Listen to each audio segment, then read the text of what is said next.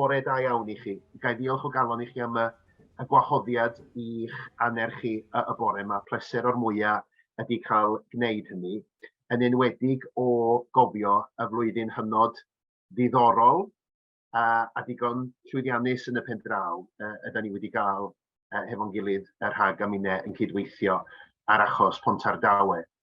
Yr hyn o'n i yn fwriadu I wneud y bore yma hefo chi oedd cynnig rhai syniadau o'm safbwynt I fel rhywun sydd yn ymwneud â'r gyfraith a maes polisi yn benna, ynglyn â yr hyn ydw i'n I gredu ddyle fod yn blaenoriaethau yn y blynyddoedd I ddod.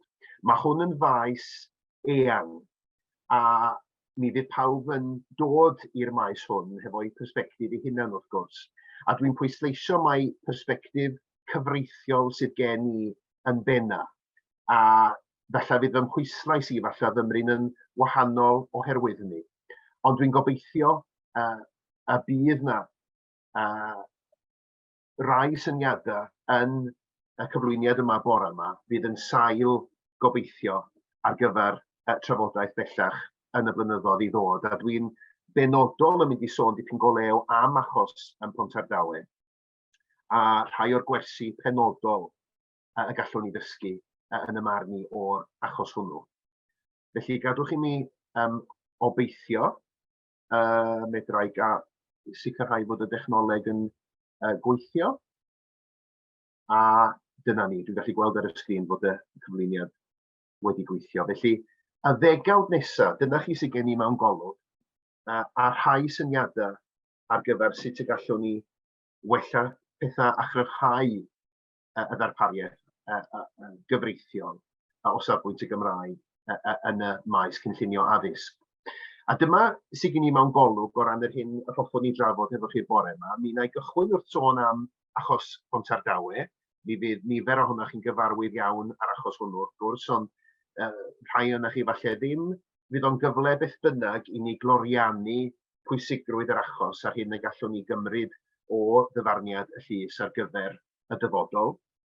Dwi eisiau sôn wedyn gan adeiladu ar y drafodaeth ar achos Pontardawe, trafod rhyw ychydig ynglyn â gwella asesiadau effaith ar y Gymraeg. Sut allwn ni symud o'r sefyllfa bresennol ac I siarad yn blwmp ac yn blaen, fel mae nifer ohonan ni'n gwybod, asesiadau tila iawn I safon ydyn nhw ar y cyfan. Sut allwn ni wella hynny? Os yna wersi i'w dysgu o feysydd eraill y tu allan i'r byd addysg, lle mae yna asesiadau effaith yn ofynnol o dan y gyfraith. Dwi eisiau sôn chydig wedyn am rai syniadau sydd gen I ynglyn â sut I wella y cynlluniau strategol Cymraeg mewn addysg, gan dderbyn wrth gwrs nad oes yna lawer amser gen i'n heibio ers iddyn nhw gael eu cymeradwyo, ond dwi o'r farn fod yna broblemau sylfaenol efo'r modd y gafodd y cynlluniau yna I paratoi eu cymeradwyo ar diffyg uchelgais yn nhw'n benodol, sydd allwn ni wella pethau safbwynt hynny. Dwi wedyn am sôn am sut I gryfhau y safonau llunio polisi yng nghyd-destun safonau'r Gymraeg a sut mae'n hwn berthnasol i'r maes cynllunio addysg. Ac wedyn mi geisiau gloriannu'r cyfan drwy sôn y cyfieithiad bendigedig yma dwi wedi dod ar ei draws yn y trafodaethau felyn, y rhaid a'r paid, the do's and don'ts, o safbwynt y gyfraith a chynllunio addysg yn y blynyddoedd I ddod. Felly, dewch I ni gael dechrau trafod chydig yn fwy yr achos hynod ddiddorol ac arwyddocaol yma yn ardal Pontardawe. I'r rhain ohonych chi nad sydd yn gyfarwydd iawn ar achos beth ni'n drafod yn fan hyn? Wel, mi oedd yna gynllun gan y cyngor Castell-nedd Phort Talbot I gau tair ysgol gynradd cyfrwng Saesneg yn ardal Pontardawe. Dyna nhw I chi ar y sgrin, ysgol Godre'r Graig, ysgol Llangiwdd ac ysgol All Wen. A'r bwriad oedd I cau nhw ac agor ysgol Saesneg fawr, enfawr fydde rhain I ddweud, ar safle parc yn eisterw yn yr ardal ar y tir ydych chi'n ei weld o mlaen yn fanna. A y ddadl, o'na nifer o ddadleuon yn yr achos, ond y brif ddadl yn yr achos oedd, a oedd angen yn gyfreithiol cynnwys asesiad o effaith neu effeithiau'r cynllun hwnnw ar y Gymraeg yn y ddogfen ymgynghori. Wel, hyd yn oed i chi ystyried y gyfraith neu ystyried unrhyw bolisi, mi fydde rhywun yn tybio falle bod yr ateb i'r cwestiwn hwnnw yn amlwg. Wrth gwrs, bydde rhywun yn tybio bod angen cynnig rhyw fath o asesiad effaith ar y Gymraeg, a debygol iawn mi ddylai'r asesiad hwnnw fod yn un manwl a thrylwyr. Ond nid felly oedd y Cyngor Castell-nedd Phort Talbot yn gweld pethau. Be wnaethon nhw yn yr achos yma yn syml iawn oedd paratoi'r asesiad effaith ar y Gymraeg wedi'r cyfnod ymgynghori. A da ni wedi gweld hyn yn dod yr arfer yma mewn mwy nag un achos yng Nghymru. A mae yna amrywiadau ar yr arfer, a'r modd mae'r arfer anffodus yma yn gwireddu hun. Da ni weithiau'n gweld cyngor fel Cyngor Castell-nedd Phort Talbot yn deud, wel na, does dim angen wir cynnwys asesiad effaith ar y Gymraeg o'r gwbl, mi gawn ni hynny o asesiad effaith sy'n rhaid i ni'n wneud, mi nawn ni o maes o law ar ôl i chi y cyhoedd ddweud wrthyn ni beth ydy'r asesiad os oes na effaith yn mynd i fod o gwbl. A ar yr un thema, mi gewch chi rai cynghorau wedyn yn deud, wel, dyma chi rhyw fath o asesiad cychwynnol. Da ni'n yn honni fod hwn yn asesiad manwl o'r effaith ar y Gymraeg, ond dyma chi rhyw asesiad cychwynnol, ac mi allwch chi'r cyhoedd yn helpu ni yn ystod yr ymgynghoriad i sicrhau bod hwn yn asesiad gwell. A toedda ni, ar ran rhieni dros addysg Gymraeg, ddim yn fodlon bod hwnnw yn ddehongliad cywir o'r polisi perthnasol. Ond dyma chi pa mor hyderus, oedden nhw'n anghywir i fod yn hyderus yn hyn o beth, ond dyma chi pa mor hyderus oedd Cyngor Castell-nedd Phort Talbot yn y ddogfen ymgynghori, a wnaethon nhw'n gyhoeddi ynglyn â'r cynllun yma, a'r hyn ddwedon nhw ynglyn â'r safbwynt. A dwi wedi uwchlywio i chi'r cymala mwyaf perthnasol yn y ddogfen ymgynghori. A dyma yn syfrdanol, deud yn gwir, ynglyn â'r safbwynt, i safbwynt hw, oedd mi oedd ar yr un llaw, mi oedd na gydnabyddiaeth yn y ddogfen ymgynghori yma. Fod ardal Cwm Tawe, fod yr ardal lle mae'r ysgolion yma i'w canfod, i bod hi'n ardal ieithyddol arwyddocâl, am ei bod yn cynnwys y nifer a'r canrannau uchaf o siaradwyr Cymraeg yng Nghastell-nedd Phort Talbot, ac mae ymysg yr uchaf yng Nghymru gyfan. Wel, dyna chi gydnabyddiaeth amlwg felly ar un llaw fod na gwestiwn ieithyddol o bwys i'w ystyried yn fan hyn wrth ystyried unrhyw adrefnu addysg. Ond rhywun 2-3 paragraff wedyn, dyma'r ddogfen ymgynghori, y cyngor yn y ddogfen ymgynghori yn deud hyn. Nid oes disgwyl i'r cynnig hwn leihau'r darpariaeth Gymraeg yn yr ardal, fodd bynnag caiff asesiad effaith ar y Gymraeg ei gynnal yn ystod yr ymgynghoriad. Felly mae rhywun yn gweld, dwi'n credu yn dydi, pa mor annigonol ydy hyn fel safbwynt o'r cychwyn cyntaf. Cydnabyddiaeth ar yr un ochr yn bod ni mewn ardal o sensitifrwydd ac o arwyddocâd ieithyddol, ond ar y llaw arall, rhyw fath o gydnabyddiaeth, da ni'n mynd disgwyl i hyn ddigwydd, ond eto, da ni'n gallu deud yn gwbl hyderus ar hyn o bryd, na fydd na unrhyw effaith o gwbl, felly mi nawn ni asesiad effaith yn ystod yr ymgynghoriad. Ond da ni'n mynd i wneud y gwaith chai barhaw a'r gwaith manwl o asesu'r effaith yna'n hunan. Da ni'n mynd i ofyn i chi y cyhoedd weithio ni beth yw'r effaith, ac mi nawn ni fwy neu lai dibynnu ar y gwaith hwnnw pan byddwn ni yn dadansoddi'r canlyniadau maes o law. Rwan, eto, cyn i chi hyd yn oed feddwl llawer ymhellach, mae hynny'n hynod broblemus yn dydi. Oherwydd holl ddiben asesu effaith unrhyw bolisi neu gynllun fel rhan o ymgynghoriad ydy eich bod chi'n rhoi y wybodaeth berthnasol ac angenrheidiol i bobl ynglyn ag effeithiau'r polisi yn ystod yr ymgynghoriad, fel bod nhw wedyn yn gwybod yn union beth fydd effeithiau tebygol y cynllun i'r polisi a beth yw'r effeithiau sy'n rhaid iddyn nhw gadw mewn pob pan fydden nhw wedyn yn ymateb i'r ymgynghoriad. Ac mi fydd yna lawer o bobl, dwi'n siŵr, yn penderfynu a ddylen nhw ymateb i'r ymgynghoriad ar sail yr asesiad o'r effeithiau. Enghraifft i chi yn yr gyfundrefn cynllunio gwlad a thref, os oes gennych chi asesiad effaith sy'n dweud, wel, mae'r stad yma o dau yn mynd i effeithio ar eich tŷ neu'ch tir chi, neu'n debygol o effeithio ar eich tir neu'ch tir chi yn y modd yma, 1, 2, 3, wel mae'n llawer iawn mwy tebygol yn dydi wedyn eich bod chi fel perchenog y tŷ hwnnw neu'r tir hwnnw yn mynd i ymateb i'r ymgynghoriad a bod gennych chi rai pethau i ddweud. Ond am ryw reswm yn y maes addysg ac yn enwedig yn y maes addysg cynllunio Cymraeg, mae yna barodrwydd wedi bod, ledled Cymru mae'r nai ofn ymysg awdurdodau lleol i ddweud, wel, falle na dyna'r arfer mewn meysydd eraill, ond yn y maes yma, mi wnawn ni adael i chi ddweutha ni yn ystod yr ymgynghoriad beth ydy'r effeithiau, ac mi wnawn ni nôl at y cwestiwn yna'n hwyrach. Wel, dydy hwnna ddim yn gyson a egwyddorion sylfaenol beth sydd yn gwneud ymgynghoriad da ac ystyrlon. A dyma chi'r polisi perthnasol, pryn os rhaid i mi sôn wrth chi, dwi'n siŵr yn y stafell yma, am y polisi cenedlaethol o bwys yma. Mae o'n fwy na polisi mewn ffordd, oherwydd i fod o'n god statudol. Mae rhyw fath o uwch polisi cenedlaethol, oherwydd mae yna ddyletswydda cyfreithiol ar awdurdodau lleol i wneud penderfyniadau yn unol ar cod trefniadaeth yma, fel da ni'n gwybod. Ond dyma chi'r cymal perthnasol o'r cod yn yr achos. Ac eto y cymal mwyaf pwysig o safbwynt y Gymraeg yn y cod. A mae wedi uwchlywio yn fanna i chi. Pan fydd unrhyw ysgol sy'n rhan o gynnig neu mae cynnig yn effeithio arni yn addysgu drwy gyfrwng y Gymraeg, a dwi'n tynnu sylw yn enwedig at y geiriau yn effeithio arni.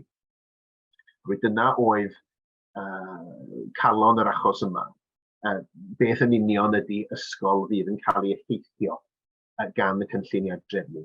Mae rhaid cynnwys y wybodaeth ganlynol yn y ddogfen ymgynghori, asesiad o effaith y cynnig ar y Gymraeg, rhaid cynnwys asesiad o'r effaith ar y Gymraeg, naill ai ym rhif ran y ddogfen ymgynghori neu fel atodiad, a hefyd esboniad o sut mae'r cynnig yn ffurfio rhan o'r cynllun strategol Cymraeg mewn addysg. Felly, mae hwnna'n ddigon clir hyd y gwela i. Dio ddim yn gymal hynod fanwl, ac mi roi nôl maes o law, dwi'n credu at yr angen i ymhelaethu, dwi'n credu yn y cod ar rai agwedda ar y cymal yma. Ond hyd yn oed fel mae'n sefyll ar hyn o bryd, mae'r iaith yn dydi'n ddigon clir.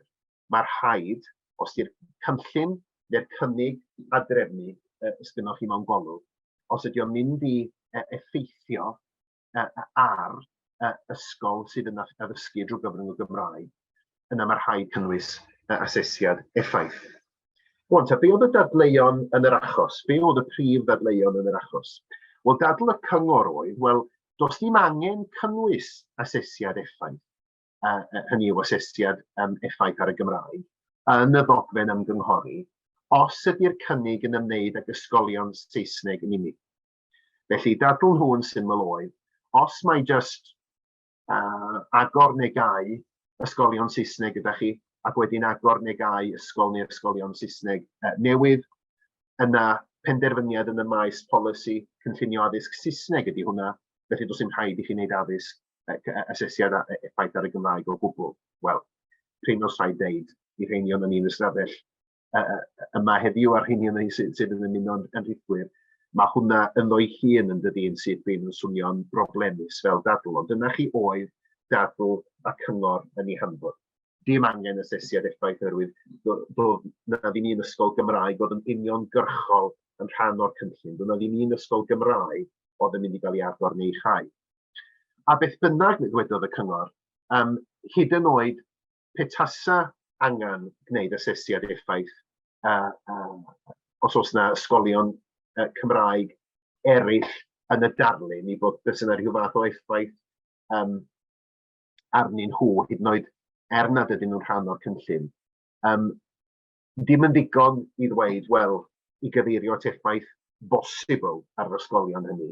Mae rhaid i chi dangos y bydde yna effaith debygol ar yr ysgolion Cymraeg eraill. Di cyfeirio at effeithiau posibl medda'r cyngor ddim yn ddigon da. A beth bynnag, ar ben hynny, medda'r cyngor, mae rhaid i chi ystyried y camau lliniaru posib hefyd. Felly os oes gamau lliniaru y gallwch chi i cymryd, sy'n golygu na fydd na effaith debygol, yna mae hwnnw hefyd yn golygu nad oes angen i chi wneud asesiad yn effaith. Felly, dadl y cyngor yn syml, ni oedden nhw'n cymryd pob cyfle posib i geisio darbwyllio'r llys nad oedd angen darparu asesiad effaith o gwbl. Nid felly oedden ni'n gweld pethau ar ran RhAG. Yn dadl ni oedd fod y cyngor wedi camddehongli'r cod. Mi oedden ni'n dadle, a rhaid dweud, sicr o'n safbwyntio, ni'n credu bod y ddadl yma yn hollol amlwg. Hynny yw, y gall cynllun i adrefnu ysgolion y gallo effeithio ar ysgol neu ysgolion Cymraeg, hyd yn oed os nad ydy ysgol neu ysgolion Cymraeg yn rhan o'r cynllun. Os ydych chi'n agor ysgol Saesneg newydd yn llawn adnoddau deniadol, cyllenofio ag ati, yna mae'n amlwg yn dydi fod yna effeithiau posibl yn wir tebygol yn mynd i fod ar ysgolion Cymraeg lleol ag agos i'r safle hwnnw nad ydyn nhw'n rhannu adnoddau o'r fath. A be oedd yn rhyfedd oedd, ac yn gwneud y peth yn fwy anerbyniol yn y marn ni, pan baratodd y cyngor yr asesiad effaith hwyr yma ar ddiwedd y cyfnod ymgynghori, mi oedden nhw'n cydnabod yn yr asesiad effaith y galla'r cynllun leihau y niferoedd mewn ysgolion Cymraeg lleol.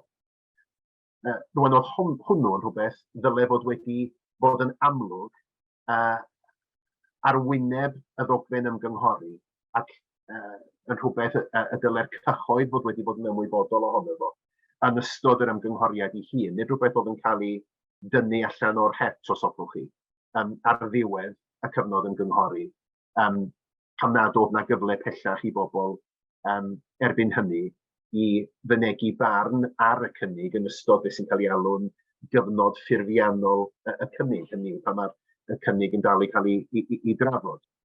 Oedden ni hefyd yn dadla bod y trothwy yma o ddweud, wel mae rhaid chi gael effaith debygol, cyn bod chi hyd yn oed yn ystyried yr effaith bod hynny'n rhy uchel.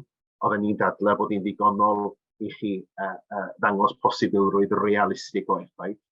Ac oedden ni hefyd yn dadla, wel, mae camau lliniaru, maen nhw'n amherthnasol i'r trothwy yna ynglŷn â oes angen asesiad effaith. Rhywbeth ymhellach yn y broses i'w ystyried ydy'r camau lliniaru. Mae rhaid i chi ofyn y cwestiwn syml yn ddechrau, os yna effeithiau posibl, a os oes effeithiau realistig posibl, yna mae rhaid i asesu nhw, ac mae camau lliniaru yn rhywbeth sydd yn dod wedyn. Dio ddim yn rhywbeth a stopio'r angen i wneud asesiad effaith yn y lle cyntaf. A fel da ni gyd yn gwybod, mawr yn hynod falch o weld y canlyniad yn y llys, mi gytunodd y llys mwy neu lai yn llwyr efo pob un ddadl y gnath rhieni dros addysg Gymraeg i chyflwyno ger bron y barnwr. A dyfarniad Saesneg, uniaeth Saesneg oedd o'n anffodus, ond dyma chi'r cymalau mwyaf pwysig yn credu ar gyfer achosion eraill. Mi ddwedodd y barnwr, a real possibility that the school may undergo material change is enough for the school to be effective, because the possibility exists, the school management must deal with it. Felly, mae hwn yn rhywbeth hynod bwysig, achos dwi wedi dod ar draws nifer o achosion ar hyd y blynyddoedd, lle mae swyddogion cyngor, lle mae yna bobl eraill sydd â diddordeb yn y broses, yn ceisio dadle, wel, mae'r cod yn anelwig maen nhw'n ddadle ynglŷn â beth ydy'r trothwy ar gyfer yr effaith. Felly, dowch i ni gasglu felly bod yn rhaid i ni ddangos effeithiau tebygol a niffig unrhyw diffiniad pellach. Na, medda'r llys. Does i'm angen mynd i gael rhyw ddadleuon cyfreithiol manwl ynglyn â hynny. Mae rhaid ni fod yn ymarferol a edrych ar beth mae'r polisi mae'n ceisio i wneud, a mae posibilrwydd realistig medda'r llys yn ddigonol. Ac felly os oes y bosibilrwydd realistig o effaith ar unrhyw ysgol Gymraeg arall, yna mae rhaid asesu yr effaith honno. A real possibility is enough, because the school must address the possibility. Ac ar ben hynny hefyd, cadarnhad gan y llys eto sy'n mynd i fod yn hynod defnyddiol ar gyfer achosion yn y dyfodol. Nad ydy camau lliniaru ddim yn berthnasol i'r cwestiwn yma, a oes angen asesiad yn y lle cyntaf. It is a wrong approach, medda'r llys, i'r paragraff berthnasol, to determine that a school is not effective because mitigation measures are likely to avert any loss of pupils. Ac felly eto, dyna pam dwi wedi bod yn disgrifio'r achos yma fel achos o bwys, nid yn unig yn yr achos penodol yma, ond o bwys cenedlaethol, oherwydd mae yna gadarnhad diolch i'r drefn wedi dod o'r diwedd, bod rhai o'r arferion anffodus sydd wedi sefydlu hunain yn y maes yma i bod nhw yn anghywir a bod y trothwy yn llawer iawn is ar gyfer asesiad effaith nag mae llawer o awdurdodau ni RhAG dybio. Felly, be di'r gwersi y gallwn ni i cymryd o'r achos yma, neu beth yw'r prif wersi y bydden ni yn ei pwysleisio chi'r bore yma? Mae'r achos, dwi'n credu, yn sicr yn tynnu sylw at yr hyn dwi wedi ei weld ar draws y blynyddoedd, ac mi oedd o'n ymar ni wedi dechrau mynd yn waith cyn yr achos yma. Dyna pam dwi mor eithriadol o ddiolchgar i RhAG am fod yn ddewr a phenderfynu bod nhw'n mynd i ddod ar achos yma, oherwydd nid peth rhwydd o gwbl ydi dod â her gyfreithiol yn yr uchel is. Mi oedd yr achos yma, dwi'n credu, a mae o wedi tynnu sylw at y hyn dwi'n ei weld fel tuedd sefydliadol ledled Cymru ar ran awdurdodau lleol i baratoi asesiadau effaith ar y Gymraeg sydd yn hynod arwynebol. Neu, os nad ydyn nhw yn llwyr arwynebol, yna mae yna ryw ymdrech gelfydd ac anffodus i ddweud neu i baratoi beth sy'n cael ei alw'n asesiad effaith cychwynnol. A gan ddweud wedyn, wel, mi nawn ni'r un llawn wedi'r cyfnod ymgynghori. A pwysigrwydd yr achos yma, neu un o'r pethau pwysig sy'n dod o'r achos yma, ydy mae'r llys yn glir wedi deud nad ydy yr arfer hwnnw yn dderbyniol. Di ddim yn dderbyniol dweud eich bod chi'n gwneud rhyw fath o hanner neu chwarter asesiad ac wedyn dod nôl a wneud yr un llawn. Mae rhaid i chi wneud un llawn iawn fel rhan o'r ddogfen ymgynghori. Mae'r achos dwi'n credu wedi tynnu sylw at yr angen i ddiwygio'r cod trefniadaeth. Mi allai'r cod bod wedi bod yn fwy eglur, dwi'n credu, ynglyn â'r cwestiwn yma, ynglyn ag a drefnu ysgolion Saesneg effeithio ar ysgolion Cymraeg, bod y cwestiwn yna a'r ateb iddo fo'n un amlwg i'r rheini ohono ni sy'n gweithio yn y maes yma, ac yn ymddiddori yn y maes yma. Eto i gyd, mi oedd yna y diffyg manylder falle yn y cod wedi caniatáu y cyngor o leia i roi cynnig ar y ddadl yma oedd yn ddadl anffodus. Ond dwi'n hefyd yn credu bod angen diwygio'r cod i roi mwy o arweiniad i'r cyhoedd ac i'r rheini sy'n gweithio yn y maes yma ynglyn â beth yn union ydy'r mathau o effeithiau ar ysgolion Gymraeg ac ar y Gymraeg yn ehangach. Be'n union da ni'n olygu wrth sôn am effeithiau ar y Gymraeg, a mae o'n llawer iawn ehangach wrth gwrs fel da ni gyd yn gwybod nag yn syml y niferoedd sydd yn mynd i'r ysgolion hynny. A mae gwneud o'i nôl at hynny mewn rhyw funud pan fyddai'n sôn am rai newidiadau'r safona y polisïau. A i grisialu eto, posibilrwydd realistig ydy'r trothwy ar gyfer effaith, dim byd uwch na hynny, does i'm angen i chi ddangos bod yr effaith yn debygol mwyn i asesu hi. Mae tebygolrwydd, wrth gwrs, yr effaith yn rhywbeth ydyn ni'n ei ddarnu wrth i asesu hi. yr oll da ni angen ar gyfer yr asesiad i posibilrwydd realistig, ac mae camau lliniaru yn amherthnasol i'r trothwy hwnnw. Ond mi ddudais i bod fi am ddod nôl at y cwestiwn yma o'r mathau o effeithiau. Beth ydyn ni'n ei olygu wrth sôn am effeithiau ar y Gymraeg, oherwydd un o'r rhesymau dwi'n credu pam fod yr asesiadau effaith yma ar y Gymraeg mor anigonol ac arwynebol, ac falle hefyd yn awgrymu pam fod na rai yn teimlo nad ydyn nhw'n gallu gwneud mwy nag asesiad cychwynnol, ydy bod na ddiffyg gwybodaeth ac yn sicr diffyg arbenigedd ynglŷn â, wel, beth yn union da ni'n ei olygu wrth sôn am effeithiau ar y Gymraeg. Oherwydd yr oll mae'r cod yn sôn amdano fod i effeithiau ar ysgolion Cymraeg mewn rhyw fodd hynod gyffredinol. Ac mi welwn ni bod y safonau y llunio polisi yn gwneud yr un peth. Rwan, mae hynny yn anerbyniol ac yn anfoddhaol yn y marn i, pan da chi'n cymharu y polisi ar gyfraith berthnasol yn y maes addysg Gymraeg hefo meysydd polisi eraill. Ac yn eu plith nhw, a dyma pam dwi'n falch mod i'n ngwaith yn cyfuno nifer o agweddau gwahanol ar y gyfraith, oherwydd mae rhywun yn gweld weithiau cyfleoedd i ddysgu o gyfreithiau eraill sydd falle wedi datblygu ymhellach mewn un modd neu gilydd. A dwi'n tynnu sylw yn arbennig yn y fan yma at yr gyfraith sy'n ymwneud ag asesiadau amgylcheddol. Felly, yn fras iawn, ar gyfer unrhyw gais cynllunio sylweddol, mae rhaid i chi rwan baratoi asesiad o'r effeithiau amgylcheddol, a mae hynny di hen ennill i dir. Ond dydy'r gyfraith ddim jyst yn deud, wel, mae rhaid chi asesu effeithiau amgylcheddol, dyna ni. Mae'r gyfraith yn rhestru, yn fanwl beth yda ni yn ei olygu wrth sôn am effeithiau amgylcheddol ac yn rhoi enghreifftiau o hynny. Felly dyna chi'r enghraifft i chi o pa mor fanwl ydy'r cymal. A Saesneg ydy eto yn anffodus os am cyfieithiad swyddogol o'r gyfraith yma, ond mae'r gyfraith yn dweud be da ni'n olygu wrth asesiad o effeithiau amgylcheddol ydy effeithiau ar, a sfiwch ar y pethau yna'n cael eu rhestru, population, fauna, flora, soil, water, air, mae'n mynd ati.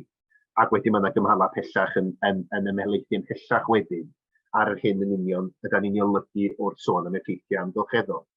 Rwan, pam allwn ni wneud rhywbeth tebyg o safbwynt y Gymraeg, oherwydd os oes na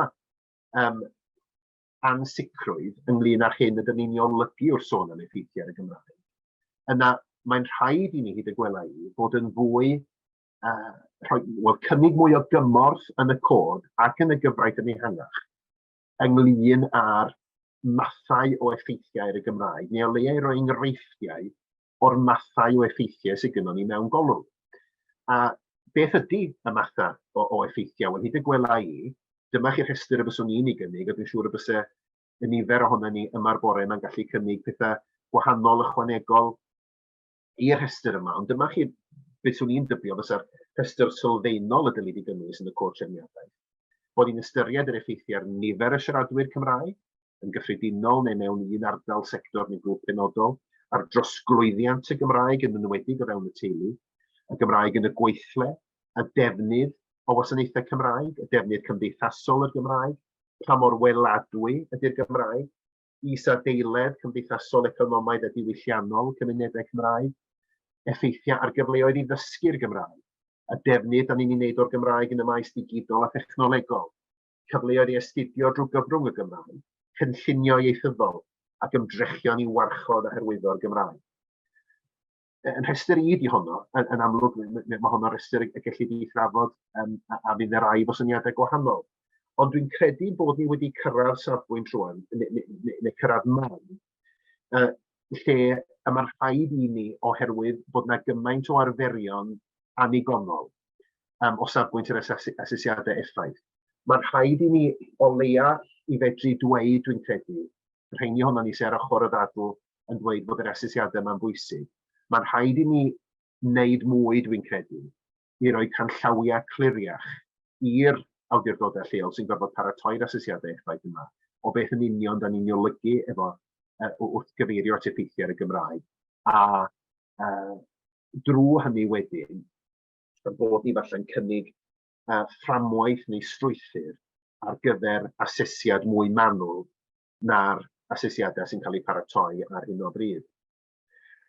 Felly, cama nesaf hyd y gwela i o safbwynt yr maes cyfreithiol a pholisi yma, ydy dwi'n credu fod angen o leia diwygio'r cod trefniadaeth i fod yn gyson hefo'r safonau llunio polisi, a dwi'n dod nôl at hynny yn ddir maes o law. Felly, mae rhaid i ni o leia ddweud dwi'n credu, achos mae'n anghysondeb ar hyn o bryd rhwng y cod trefniadaeth a'r safonau llunio polisi mae'r Comisiynydd yn gyfrifol amdanyn nhw. Mae rhaid i ni o leia fynd ymhellach na cyfeirio at ystyried effeithiau ar y Gymraeg, a mae rhaid i ni ddweud yn y cod trefniadaeth fod yr safonau polisi hefyd yn gofyn i awdurdodau lleol ystyried a allu'r newid y cynllun i gael effeithiau mwy positif neu llai negyddol ar y Gymraeg. A mae'n amser fi'n credu sicrhau fod y cod yn gyson ar safonau llunio polisi yn hynny o beth. Ond, dwi hefyd yn credu fod yna le i fynd ymhellach yn y cod, rhestru'r mathau effeithiau ar y Gymraeg.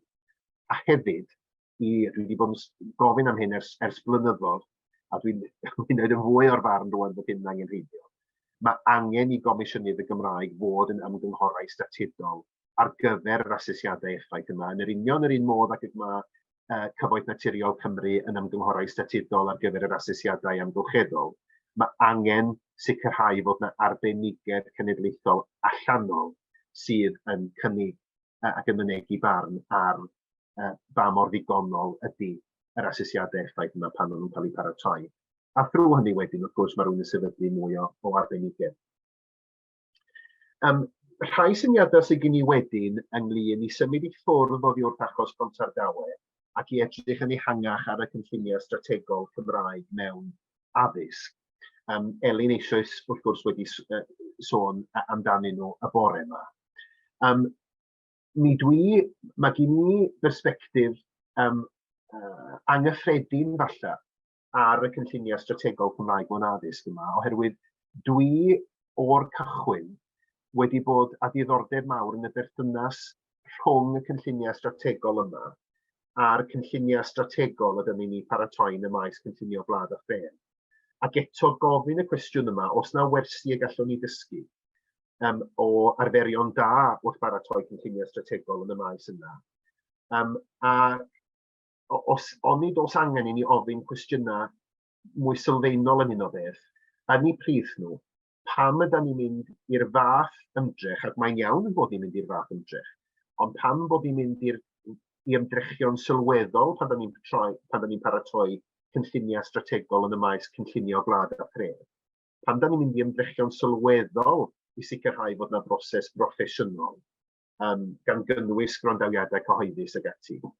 Pam ydym ni'n mynd i'r ymdrechion hynny yn y maes cynllunio Gwlad a Phren, ond da ni ddim yn, a hyn o bryd, yn fodlon mynd fodlon gwneud ymdrechion tebyg wrth geisio cynllunio yn strategol ar gyfer y Gymraeg yn y byd addysg. A dyna dwi'n credu lle mae yna gwestiynau, fel dwi'n deud, sylfaenol i'w gofyn.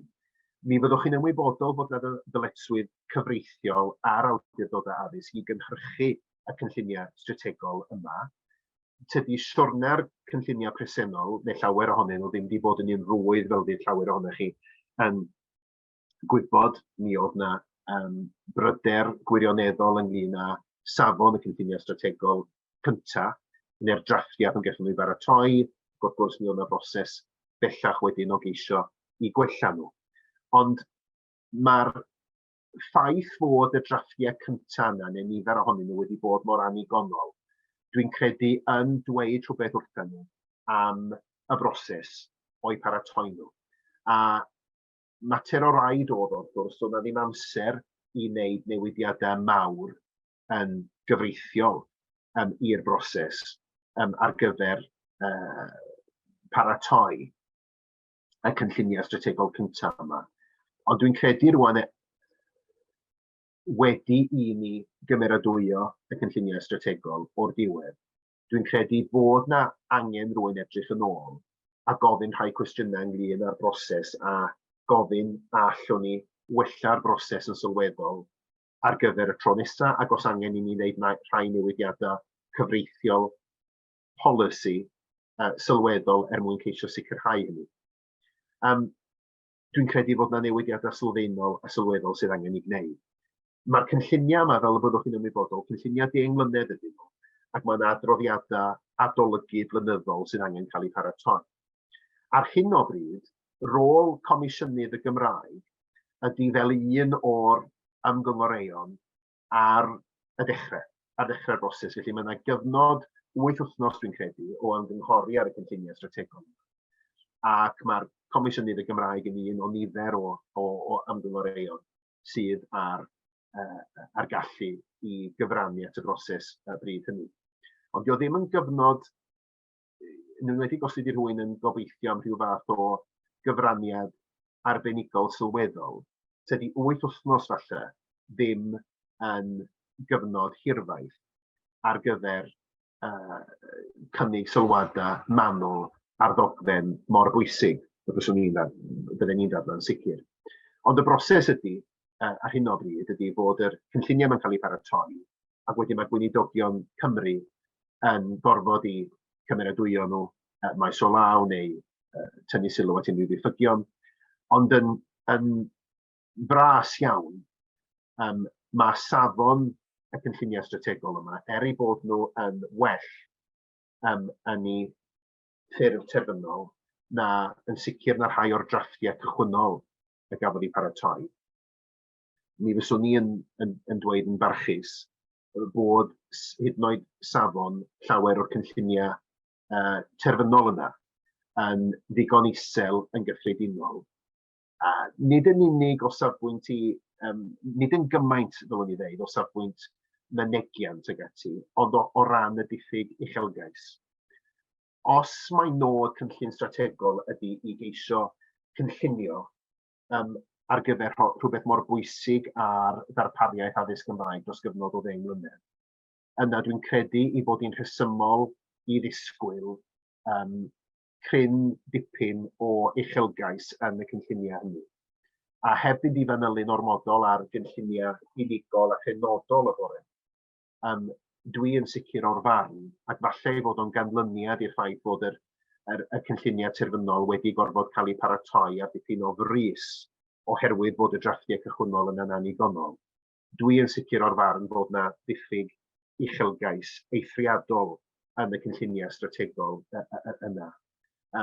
Ac na fydde hi yn ddiogel nac yn ddigonol o safbwynt y Gymraeg i ddibynnu arnyn nhw heb fawr o newid am gyfnod o 10 mlynedd i ddod.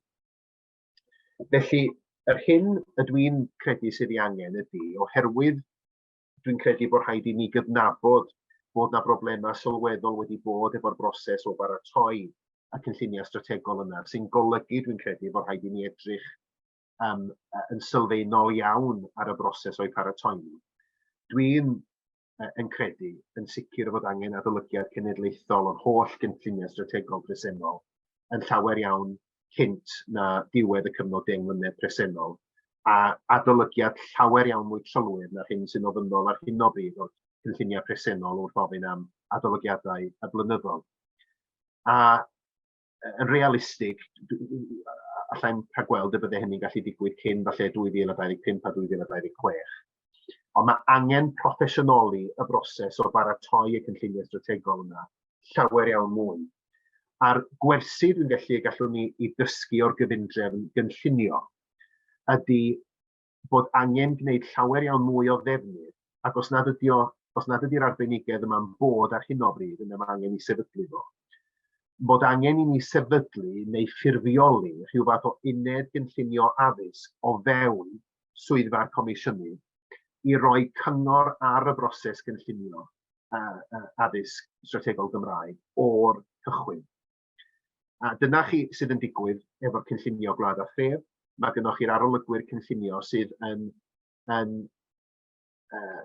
cynnig cyngor, ac maen nhw'n hynod barod i gynnig y cyngor yna i gynghora, i Awdurdodau Lleol o'r cychwyn, ynglyn â sut i sicrhau fod eu cynllunio nhw yn mynd i fod y rai digonol uchelgeisio.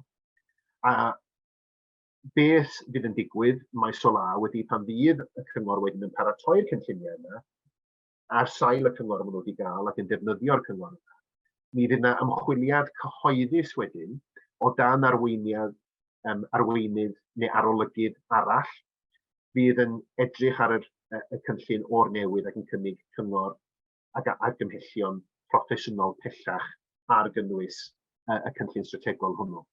A dwi'n credu bod angen cyflwyno proses debyg o safbwynt y cynlluniau strategol. Dwi'n credu nid yn unig bod angen i ni gael uned gynllunio addysg o fewn Comisiynydd y Gymraeg i roi cyngor ar y broses o'n o'r cychwyn. Ond mi ddyle hefyd bod na ar ddiwedd y broses yna rhyw fath o ymchwiliad cyhoeddus o dan arweiniad uwch swyddog o swyddfa'r Comisiynydd neu beth yn well gyda nhw apwyntio rhywun allanol, arbenigwyr allanol, allan gweld bod yna'n ddim i ddweud ar hynny. Ond na'r Comisiynydd fydde yn gyfrifol ar gyfer yr apwyntiad. Ac wedyn bod yna ymchwiliad cyhoeddus iawn i'r cynllun strategol, lle mae pawb sydd â diddordeb digonol yn y cynllun, boed hynny'n rieni, yn ysgolion unigol, awdurdod lleol, mudiadau, sefydliadau fel RhAG ac ati, i bod nhw ar gallu gyfrannu at wrandawiadau cyhoeddus, pwyso a mesur a herio'r dystiolaeth mwyn ceisio gwella'r cynllun strategol maes o law. A'r bwriad wedyn ydy byddai uwch swyddog o fewn swyddfa'r Comisiynydd yn darparu adroddiad ar y cynllun strategol i weinidogion Cymru, fel bod gan weinidogion Cymru a'i swyddogion hefyd rhywbeth llawer iawn mwy sylweddol i'w ystyried, yn enwedig os ydy'r cynllun yn un nad sydd falle yn ddigonol, bod yn hytrach na bod yr peth yn cael ei drosglwyddo i weinidogion Cymru ac wedyn weinidogion Cymru a swyddogion yn gorfod gweithredu'n sydyn i drio gwella'r peth. Bod na broses drylwyr o uwch swyddog yn cynnig argymhellion ynglyn â sut i wella'r cynllun strategol cyn bod gweinidogion Cymru a swyddogion yn ei ystyried nhw. Allai ddim gweld ar ran egwyddor, oherwydd dyna chi'n union sy'n digwydd efo cynlluniau strategol yn y maes cynllunio, allai ddim gweld bod yna unrhyw reswm dros beidio a chael proses debyg o ran cynllunio strategol Cymraeg mewn addysg, oherwydd os nad ydy yn sicr cynllunio strategol Cymraeg mewn addysg yn ddim llai phwysig na chynllunio gwlad a pher yn gyffredinol. A dyma chi'r math o beth fydde gen i mewn golwg, dyma chi enghraifft o'r math o ymchwiliad cyhoeddus sydd yn digwydd mewn swyddfeydd cyngor Sir ledled y wlad ynglyn â cynlluniau cyhoeddus. Grandawiadau lled ffurfiol, ond nid yn ffurfiol, tu hwnt maen nhw'n digon tebyg i gyfarfodydd cyhoeddus mewn cynghorau Sir, lle mae pawb sydd â diddordeb yn y cynllun strategol a diddordeb i ddim dod mlaen arolygydd neu uwch swyddog arall i fynegu barn ar uwch swyddog wedyn yn paratoi adroddiad. A petasan ni yn gwneud hynny, dwi'n credu y bysan ni yn sicr yn osgoi y broses anffodus iawn a welson ni'r tro diwetha, pan oedd na gydnabyddiaeth falle'n llawer iawn rhy hwyr. Yn gyntaf nad oedd gan lawer o awdurdodau addysg fawr o syniad o hyn oedd yn ddisgwyliedig ohonyn nhw o safbwynt y cynlluniau strategol, ac yn ail wedyn oherwydd hynny bydden ni'n osgoi cynlluniau yn gorfod cael eu paratoi ar frys, sydd yn fy marn ni oherwydd hynny yn dangos gwir ddiffyg uchelgais o safbwynt y blynyddoedd i ddod. Yn ola, dwi'n jyst eisiau sôn am safonau llunio polisi a rhai syniadau sydd gen i ynghylch hyn, oherwydd mae yna berthynas amlwg ynglyn â chynlluniau i adrefnu addysg Gymraeg a'r safonau llunio polisi. A mae yna debygolrwydd uchel iawn, fel da ni wedi weld yn achos Abertawe. Os oes yna rhywbeth diffygiol yn y broses adrefnu o safbwynt methu ddim yn cydymffurfio ar cod trefniadaeth ag ati. Ac yn enwedig os oes y diffygion yn y broses ymgynghori, mae'n debygol iawn fod yna ddiffyg hefyd wedi bod o safbwynt y safonau llunio polisi. ac i'r rheini ohonoch chi nad sy'n gyfarwydd o'n nhw, hein wrth gwrs ydy'r safona yma'r comisiynydd wedi gosod ar awdurdodau lleol, ac mae'n angenrheidio awdurdodau lleol i bod yn gwneud pob penderfyniad polisi, nid yn unig y penderfyniad polisi yn y maes addysg, ond pob penderfyniad polisi yn unol ar safonau yma. A dwi'n credu bod ni wedi sylweddoli eto yng Nghymru pa mor rymus ydy'r safonau yma, a pa mor aml yma'r safonau llunio polisi yma yn cael eu torri mewn sawl maes ar hyn o bryd, gan nad ydy awdurdodau lleol yn sylweddoli beth yn union ydy penderfyniad polisi a pa mor eang ydy'r diffiniad. Ond yn sicr mae unrhyw drefniant, neu unrhyw gynnig i adrefnu ysgolion yn gynnig yn benderfyniad polisi. Ac mae yna dair safon sylfaenol yn y maes yma, sef nid yn unig os rhaid i chi ystyried yr effeithiau o safbwy ar y cyfleoedd i ddefnyddio'r Gymraeg, da chi safon 88, ond mae rhaid chi hefyd fynd ymhellach ag ystyried, wel, sut allech chi newid y polisi sydd gennych chi mewn golwg i gael effeithiau positif neu fwy positif ar y Gymraeg, ac wedyn safon 90, sut allech chi newid y polisi i gael effeithiau, i osgoi effeithiau andwyol neu i gael effeithiau llai andwyol ar y Gymraeg. A fel o'n i sôn gyda, dwi'n credu y peth lleia sy'n rhaid i ni wneud ydy sicrhau fod y cod yn gyson ar safonau llunio polisi yn hyn o beth. Ond dwi'n credu hefyd y dylai'r safonau llunio polisi mynd ymhellach a rhestru o fewn y rheoliadau y gyfraith berthnasol hynny yw, beth yn union dan ni'n olygu wrth effeithiau ar y Gymraeg. Ond yn fwy na hynny yng nghyd-destun y safonau, mae yna wendid enfawr ar hyn o bryd. Da ni wedi weld o mewn sawl achos gan gynnwys yn achos Abertawe. Gwendid enfawr yn y gyfundrefn safonau llunio polisi ar hyn o bryd ydy, os oes ddyfarniad yn dod o'r comisiynydd neu maes o law o'r tribiwnlys y Gymraeg, fod na safon neu safonau wedi eu torri, mae'r dyfarniad o'r tor safon yn dod yn llawer iawn rhy hwyr. Dyn nhw ddim yn gallu newid y penderfyniad fel arfer. Hyn fydd yn digwydd ydy mi fydd na ddyfarniad fod na safon wedi cael ei thorri, ac wedyn mi fydd na ddisgwyliad bod y cyngor yn dysgu gwersi, neu'r sefydliad yn dysgu gwersi o'r canfyddiad o dor safon ar gyfer dyfodol. Yn gyfreithiol, tydi hwnna ddim yn fod effeithiol nac yn wir effeithlon iawn o geisio sicrhau bod y gyfraith a'r safonau yn yr achos yma yn cael eu parchu. Fel arfer yn y gyfraith, os ydy'r gyfraith yn cael ei thorri, mae modd defnyddio'r llys neu mynd at y llys a gofyn i'r llys sicrhau bod unai fod y tor cyfraith yn cael ei osgoi yn y lle cyntaf, neu fod na ymdrechion yn cael ei gwneud i unioni'r cam. Nid yn unig bod chi'n dysgu gwersi ar gyfer y dyfodol, ond bod chi yn gorfod dadwneud yr hyn sy'n anghyfreithlon. Felly, neu bod chi'n gorfod newid y penderfyniad, neu wneud y penderfyniad eto mewn rhyw fodd. Wel, nid yna sy'n digwydd efo'r safonau, oherwydd mae treigl amser yn anffodus yn golygu'n aml, oherwydd yr amser ar gyfer ymchwiliad y comisiynydd ag ati, bydd y canfyddiad bod na safon wedi cael ei thorri yn aml ddim yn dod tan i blwyddyn, 19 mis, cos da chi'n sôn am y tribiwnlys, efallai 2 flynedd wedi i'r safon gael ei thorri, sydd wrth gwrs yn anigonol. A'r ateb dwi'n credu'n syml i hynny yn gyfreithiol ydy dwi'n credu bod angen grymuso tribiwnlys y Gymraeg a rhoi'r gallu i'r tribiwnlys wneud gwahardeb, injunction, gwahardeb dros dro, os na rhywun yn medru darbwyllo'r tribiwnlys, fod na bolisi arfaethedig sydd yn mynd i dorri safon llunio polisi. Felly, roi enghraifft ymarferol i chi, petasa'r grym yma wedi bod gan y tribiwnlys yn achos Pontardawe, yna mi fydde ni fel RhAG neu unrhyw un arall oedd yn dymuno cyflwyno'r ddadl yma, mi fydde ni, yn munud welson ni nad o'n asesiad o effaith y cynllun ar y Gymraeg fel rhan o'r broblem am gynghori. Oedd hwnnw'n dor safon amlwg, mi ddylen ni wedyn, petasa'r tribiwnlys wedi cael y grym yma, mi ddylen ni fod wedi cael y grym i fynd i'r tribiwnlys a gofyn i'r tribiwnlys yn syml i atal proses y cyngor, nes i bod nhw yn darparu yr asesiad effaith angenrheidiol hwnnw. Ac mae hynny wrth gwrs yn llawer iawn mwy effeithiol ac effeithlon.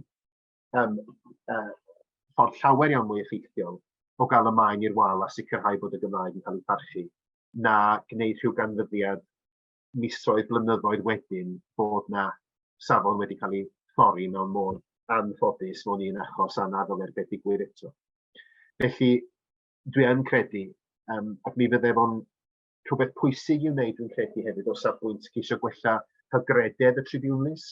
Mae'r tribiwnlys yn dechrau cael achosion a mwy o sylwedd iddyn nhw, ond teg dweud dwi'n credu nad ydy tribiwnlys y Gymraeg eto wedi cael y cyfle falle i baratoi cyfraith achos sylweddol a yn sicr mae yna brinder o achosion yn mynd ger bron y tribiwnlys. Yn rhannol falle oherwydd nad oes na gyfle i bobl allu mynd â'u cwyn ger bron y tribiwnlys yn ddigon cynnar yn y broses i sicrhau fod y tribiwnlys yn medru cael effaith wirioneddol ar y broses sydd yn cael ei beirniadu. Ac wedyn, sut swn i'n rhagweld y beth yn digwydd ydy, beth os chi'n cael y gwahardeb dros dro yna, unau mae hynny'n rhoi amser wedyn i'r cyngor edrych ar beth yn sydd bin, ail edrych ar beth yn sydd bin, neu os ydy'r cyngor yn hyderus fod pob peth mae o wedi wneud yn ddigonol yna, mi fysai gwahardeb dros dro, rhoi cyfle i'r comisiynydd ymchwilio yn y cyfamser a dyfarnu os na safon wedi cael ei thorri neu peidio cyn bod y broses yn edrych mynd yn ei blaen. Mi fydde hwnnw dwi'n credu yn gam mawr ymlaen yn y maes gynllunio addysg Gymraeg. Felly i gloi, beth ydy'r rhaid a'r paid y penna hyd y gwelai o safbwynt cyfreithiol? Dwi yn tanlinellu hynny oherwydd mae yna feisydd eraill nad ydw i'n arbenigo yn nhw, lle mae yna yn sicr bethau sydd yn hanfodol i'w gwneud. Dwi'n wedi clywed Elin yn sôn fod am eisoes yn ddonglun ar angen i weithredu yn y maes o safbwynt addysg arbennig ag ati. Ond o safbwynt cyfreithiol y persbectif sydd gen i ar y maes yma, dyma i chi y 5 peth y fyswn i yn tynnu sylw atyn nhw fel y 5 peth mwyaf pwysig a hanfodol i'w wneud yn y misoedd o blynyddoedd i ddod. Yn gyntaf, mae rhaid i ni barhau, dwi'n credu, i herio yr arfer yma o asesiadau effaith cychwynnol neu asesiadau rhannol ac asesiadau iaith arwynebol. Dwi'n hyderus y bydd y dyfarniad yn achos ar Phort Talbot yn arwain at lai o asesiadau fel hyn, ond dwi'n credu allwn ni fod yn hyderus na fydd na rai awdurdodau fydd yn parhau i geisio bwrw ymlaen ar arferion anffodus yma sydd wedi sefydlu hunain yn anffodus yn sicr mewn rhai hanner wlad. Yn ail, mae angen pwyso i ddiwygio'r cod trefniadaeth a'r safonau llunio polisi yn benodol ar y cwestiwn yma o beth yn union dan ni'n olygu wrth sôn am effeithiau ar y Gymraeg. Mae angen, dwi'n credu, ni roi mwy o gymorth i awdurdodau lleol a sefydliadau eraill sy'n gorfod gweithredu yn unol ar cod a'r safonau llunio polisi a dweud wrthyn nhw'n blwmp ac yn blaen, wel dyma chi beth yn ni'n olygu wrth sôn am effeithiau ar y Gymraeg. Yn drydydd, dwi'n credu bod rhaid ni beidio o bodloni ar y cynlluniau strategol presennol, y cynlluniau strategol Cymraeg mewn addysg presennol. Dwi'n credu bod angen adolygiad cenedlaethol ohonyn nhw i gyd mewn 2 neu 2 blynedd mewn bella, a bod rhaid i ni broffesiynoli'r broses yn sylweddol yn y modd ydw wedi awgrymu. Un ffordd benna o wneud hynny fydde sefydlu uned gynllunio addysg Gymraeg o fewn swyddfa Comisiynydd y Gymraeg. Dwi'n llawn ymwybodol nad oes gan y Comisiynydd y Gymraeg y bethwmbreth o adnoddau, ond os felly mae angen sicrhau bod yr adnoddau gynnyn nhw i gael yr arbenigedd angenrheidiol yn y maes yma. A dwi yn credu mae yna yn sicr arbenigedd yn y maes addysg sylweddol yn bod yna eisoes. A dwi'n credu fod angen adeiladu ar hynny, ffurfiolu hynny, ac yn y marn i sefydlu uned gynllunio addysg o fewn swyddfa'r Comisiynydd. Ac yn bumed, peidio bodloni ar y gyfundrefn wan yma sydd gyda ni ar gyfer gweithredu'r safonau llunio polisi. Maen nhw'n eithriadol o berthnasol i'r maes gynllunio addysg mewn modd falle nad ydym ni wedi llawn sylweddoli eto. Mae rhaid i beidio bodloni ar y gyfundrefn presennol a cheisio pwyso ar Weinidogion Cymru, ar Lywodraeth Cymru, i rymuso'r tribiwnlys i sicrhau bod modd i bobl gael effaith neu i ffeithio ar y broses o gyflwyno polisi yn gynharach os oes yna safon yn debygol, yn hytrach na gorfod disgwyl tan y diwedd ac wedyn cael dyfarniad o safon, fel mae'r dŵr eisoes wedi hen basio dan y bont yn anffodus erbyn hynny. Felly, dyna i chi rai argymellion y byswn i'n ei wneud yn rhannol, fel dwi'n dweud, ar sail yn profiad hynod werthfawr ni ar anrhydedd y ges i o gyflwyno'r achos ym Mhont Ardawe. Ond hefyd rhai syniadau ehangach falle ynglyn â sut i ddiwygio'r broses ar gyfer yn ehangach ar gyfer y dyfodol. Diolch o galon i chi am eich amser bore yma. Dwi'n gobeithio bod hwnna wedi bod o ryw fydd i chi. Diolch o galon.